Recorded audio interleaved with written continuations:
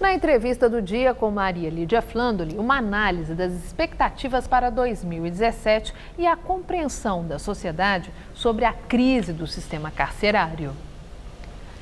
Para essa análise, entrevista o cientista político Marco Aurélio Nogueira, professor titular de Teoria Política da Unesp e coordenador científico do Núcleo de Estudos e Análises Internacionais do IPRI, Instituto de Relações Internacionais e Políticas Públicas da Unesp. Muito obrigada, professor. Prazer. Bom, é interessante que todas as previsões para esse ano delineavam um ano muito difícil.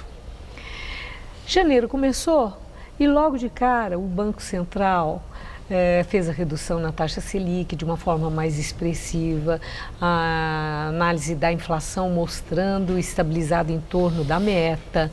Por outro lado, o mercado financeiro respondendo positivamente, o ânimo dos empresários também se elevando e aí um clima de mais confiança e muito discurso nesse sentido. Quero ouvir do senhor, professor, cabe uma revisão naquelas previsões mais pessimistas para 2017?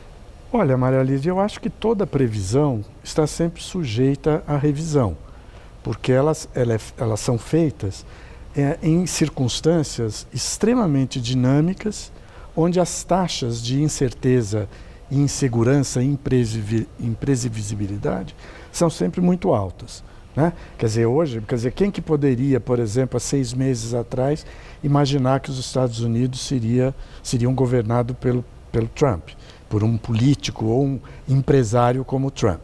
Então é muito difícil fazer previsões. E acho que a gente teria também que levar em consideração que janeiro normalmente é um mês de relaxamento. Né? É o verão, uma parte da sociedade está de férias, há um clima um pouco mais ameno, ainda que muito marcado, por exemplo, como em São Paulo, com chuvas de caráter destruidor, né? Que prejudicam muita gente. Então eu acho assim, acho que o que nós temos na mão hoje são alguns dados que não deveriam nos deixar muito otimistas, porque ainda que seja verdade que o mercado financeiro responde bem, que o governo parece estar controlando as rédeas ou melhorando o controle das rédeas da economia, nós precisaríamos saber se a sociedade está compartilhando desse otimismo. E isso é muito difícil de se fazer, sobretudo quando nós temos um quadro de muito desemprego e uma situação política que não está sob controle. Né? Bom, agora, professor, interessante também a figura de Michel Temer. Há pouco Vinícius falava, né, dos embates e das dificuldades que Temer enfrenta e agravadas agora por essa crise, por esse massacre do sistema penitenciário. Temer sob a ameaça das delações premiadas, além do processo que está em julgamento no Tribunal Superior Eleitoral. Mas ele tem uma atitude como se nada disso fosse com ele, como se ele estivesse no melhor dos mundos, continua ali no exercício da função em direção àquilo que ele traçou como um projeto para a superação da crise, além da promoção das reformas tão importantes da Previdência e trabalhista. A indagação é, Michel Temer tem força política que ele tenta fazer parecer? Eu acho que ele tem força política, porque o quadro político brasileiro do ano passado acabou impulsionando a chegada de Michel Temer ao primeiro plano da política nacional. Ele já tinha uma posição forte no primeiro plano. Mas chegou com muito baixa popularidade. Com muito baixa popularidade. Quer dizer, o apoio dele não é um apoio social, é um apoio dos operadores políticos do Congresso, apoio de algumas elites econômicas e de algumas elites sociais, mas ainda muito mal distribuídas. Ele não é um presidente popular e acredito que dificilmente será, porque não é o perfil dele conquistar popularidade. O Temer é um político, digamos assim, de bastidores, não é um político do palco. E para você obter popularidade hoje, você precisa fazer alguns movimentos cênicos de palco que ele não tem condições de fazer. E nem leva jeito, né? Nem leva jeito. Não é a personalidade dele, não é o estilo dele de agir e ele não tem necessidade no momento de fazer essa conquista forte do apoio social, porque isso não está ainda em jogo. O problema é nós sabemos se daqui a 3 ou 4 meses, quando a temperatura política subir, e ela subirá por conta até mesmo das reformas que serão postas na mesa, se ele continuará em condições de fazer esse movimento de sustentação a partir do Congresso, sem uma preocupação de obter o apoio social.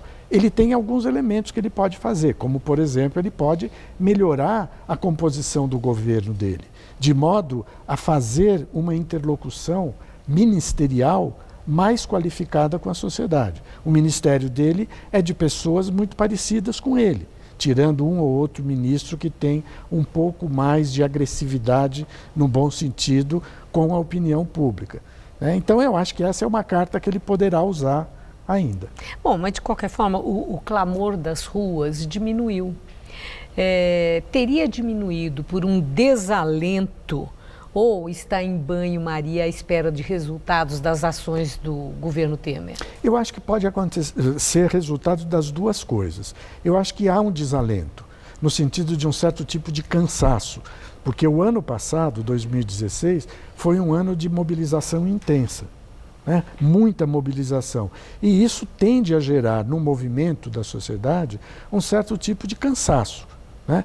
Então, eu acho que nós estamos vivendo uma espécie de intervalo entre 2016, aquela mobilização intensiva, e o futuro 2017. Tomando fôlego, pode ser isso? Tomando fôlego, é um pouco isso, é o cansaço e a sociedade tomando fôlego. Bom, a última questão que eu devo abordar é essa crise do sistema penitenciário. No seu entender, nós temos indicadores claros sobre a percepção da população em relação ao que está acontecendo e o sentimento da população de qual deva ser a ação de governo? Eu não sei se nós temos, Maria Lídia. Eu acho que o que nós temos, olhando a população, é uma compreensão do horror que ela sente ao ver esses episódios dramáticos e horríveis nos presídios brasileiros. Quer dizer, a população tem consciência de que o país está diante de um quadro muito dramático, muito deteriorado, de difícil equacionamento, né, e que vai exigir tanto do governo, dos poderes estaduais, federal, municipais, uma ação firme, como da própria sociedade, no sentido de melhorar a sua compreensão, tanto para poder encaixar a gravidade do quadro, como para não imaginar que ele possa ser resolvido, por exemplo, com o desrespeito dos direitos humanos dos presos. Porque não é pelo fato dos presos serem presos que eles poderiam ser desrespeitados. Certo. E os presídios brasileiros desrespeitam os presos, o que acaba, no mínimo, por provocar uma exacerbação dos ânimos que se combina com essa luta criminosa entre as facções do crime organizado. O que enxergamos no sistema carcerário é, de certa forma, a extensão do que já existe na sociedade em termos da desigualdade, do arbítrio, da truculência, do desrespeito a direitos primários do cidadão? Com absoluta certeza. E é um prolongamento de muito longo prazo, né, que vem de muito lá de trás. E que o país não está conseguindo, mesmo em condição democrática desde 85, resolver equacionar corretamente. É um quadro que se mistura com um problema na polícia, com um problema judiciário, com um problema cultural dentro dos presídios, né, com a corrupção, exatamente, né, e com o despreparo que os presídios têm de oferecer uma condição prisional mais adequada ao quadro que se vive hoje. Que desafio. É um desafio enorme, talvez o maior de 2017. Muito obrigada, professor. Uma boa noite. Boa noite.